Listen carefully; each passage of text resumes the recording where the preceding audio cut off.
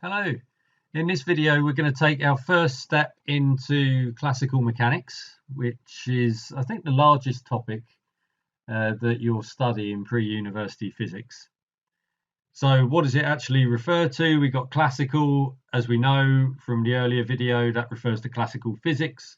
So this is the stuff that isn't as accurate as we thought it was, but is still really useful in a lot of circumstances, particularly when things aren't moving very quickly or are very small. And we've got mechanics, which is really referring to motion. So we're looking at the classical description of how things move, is what we're doing here. So armed with our first description of space and time that we came up with in the earlier video of flat space and universal time, we're now going to put some objects into that space and time and see how they move around and try and get a description of that motion. So we're looking at macroscopic objects in motion.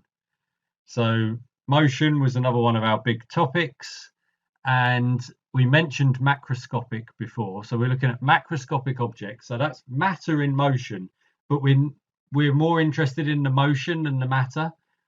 So we're saying macroscopic objects because we don't really care what this matter is made of, what these objects are made of, or how they're constructed.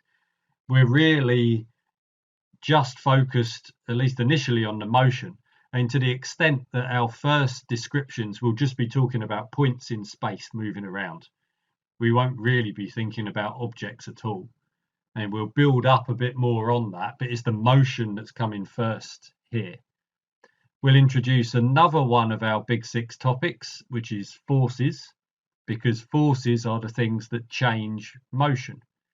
So we'll build that into our description, because then that gives us a more complete view of not only describing motion itself, but then the causes of why motion is changing. That's where forces come in. And for the most part, the vast majority of this, we'll be looking at Newtonian classical mechanics. So this is a particular formulation of classical mechanics that was developed by Isaac Newton back in the second half of the 17th century. So yeah, we'll spend most of our time looking at that. Now, as I said, this is a big topic, and here are sort of 10 subtopics, which are going to be our pathway through it. You don't have to take all of this in really now. It's just to give a guide of where we're going with all of this. So, you've got a bit of an overview. We're going to start with kinematics, which is motion without thinking about forces.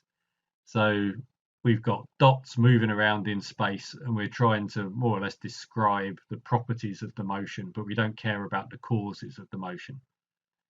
Then we're going to look at momentum, which is giving a bit more character to the objects that are moving around. And we're going to look at momentum is pretty much the total amount of motion. It's quantifying how much motion that we have.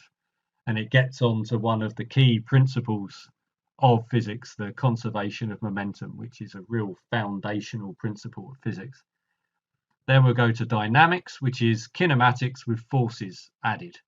So we take our description of motion, and now we're adding in the causes of the changes of motion, which is the forces. Then we go to collisions. So objects hitting each other. So we've got forces involved, as things hit each other, they exert forces on each other. But these are forces that act over very short periods of time. So we need to analyze them in a slightly different way because we don't really know how long they're acting for. So we need a slightly different way of analysing things. Then we go on to circular motion. It's a specific case, really, of motion. There are a lot of things in the world that move in circles or near circles. From the London Eye to something being swung around on a string to a centrifuge to an approximation of the Earth going around the sun. There's a lot of things that move in circles or near circles. Another useful reason for why we're studying circular motion is it's closely linked to oscillations.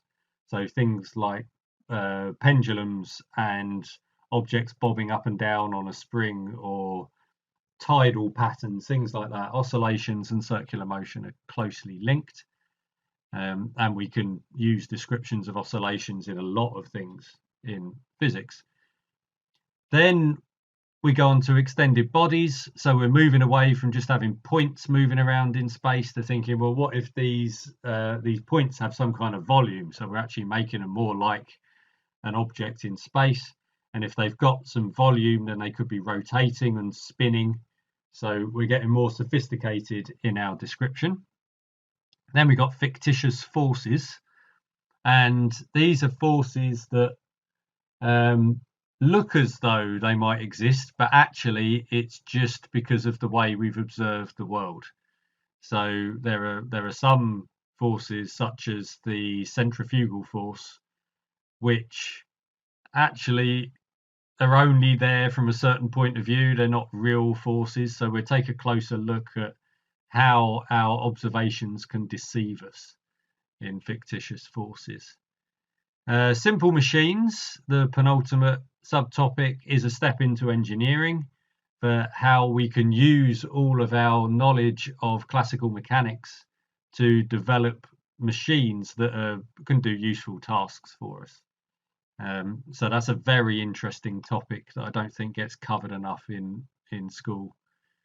So I'm going to include quite a bit of that in these videos. And then finally, although up until that point everything we would have been looking at is in Newtonian classical mechanics, there are other formulations of classical mechanics, such as Hamiltonian and Lagrangian classical mechanics, and we'll have just a brief look at those to see that there are different ways of describing the same thing, and each one of these formulations has their own strengths and weaknesses. So that's a lot of videos to get through all of this. There are a lot of topics, but this is so foundational that you don't want to rush your way through classical mechanics. It's a wonderful topic.